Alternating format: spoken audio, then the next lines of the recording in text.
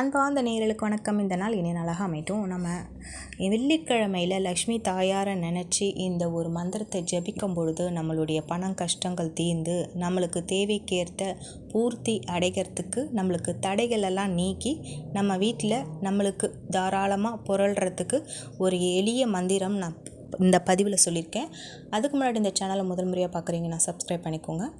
அதாவது லக்ஷ்மி தாயாரை நினச்சி நம்ம வெள்ளிக்கிழமையில் எப்போவுமே 6லேருந்து 7 சுக்கிர ஓரையில் நம்ம வீட்டில் பூஜைகள் செய்தோன்னா நம்ம பரம ஏழையாக இருந்தாலும் சரி, நம்மளுடைய வறுமைகளாக நிறைய கஷ்டங்கள் பட்டிருந்தாலும் சரி, கண்டிப்பாக நீங்கள் படிப்படியாக வாழ்நாளில் முன்னேறிடுவீங்க. எப்படின்னா 6லேருந்து 7 சுக்கிர ஓரை. அந்த சுக்கிர ஓரைன்றது யாருன்னு பார்த்தீங்கன்னா, பரம ஏழையாக இருந்தால் கூட ஒரு ஜாதக ரீதியாக சுக்கிர பகவான் அவங்களுக்கு நல்ல ராசி கட்டத்தில் அமைஞ்சு உச்சத்தில் இருந்தாங்கன்னா அவங்க கோடீஸ்வரர் ஆகக்கூடிய யோகம் உள்ளவர்கள். எப்பவுமே சுக்கிரன் நீச்சத்தில் இருந்தால் கண்டிப்பாக அவங்களுக்கு கஷ்டம் நிறைய வந்து கொண்டு இருக்கும், பணம் ரீதியாக நிறைய தடைகள் வந்து கொண்டு இருக்கும். நம்ம அதனால் இந்த வெள்ளிக்கிழமை லக்ஷ்மி தாயாரை நினச்சி இந்த பூஜைகள்லாம் நம்ம வீட்டில் செஞ்சோன்னா நம்மளுக்கு ஒரு நல்ல மாற்றங்கள் நீங்கள் உணர்வதை நீங்கள் பார்ப்பீங்க.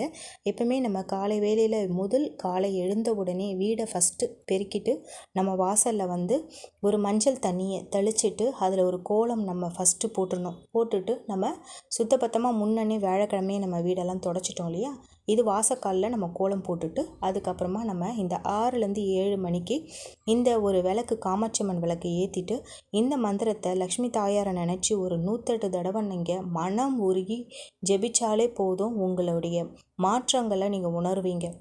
அது என்ன மந்திரம் பார்த்தீங்கன்னா, ஓம் ஸ்ரீ ஐஸ்வர்ய லக்ஷ்மியே வசி வசி. அதாவது நம்மளுடைய பணத்தை ஈர்க்கக்கூடிய ஒரு எளிய மந்திரம் இது.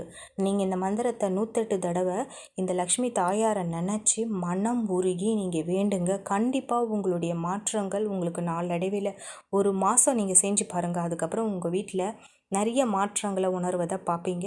உங்களுக்கு பணம் ரீதியாக தடைகள் எல்லாம் நீங்கி உங்களுக்கு தொழிலையும் சரி உத்தியோகத்துலேயும் சரி மாற்றங்கள் ஏற்படும். இந்த பதிவு பிடிச்சிருந்தால் லைக் பண்ணுங்கள், சப்ஸ்கிரைப் பண்ணுங்கள்.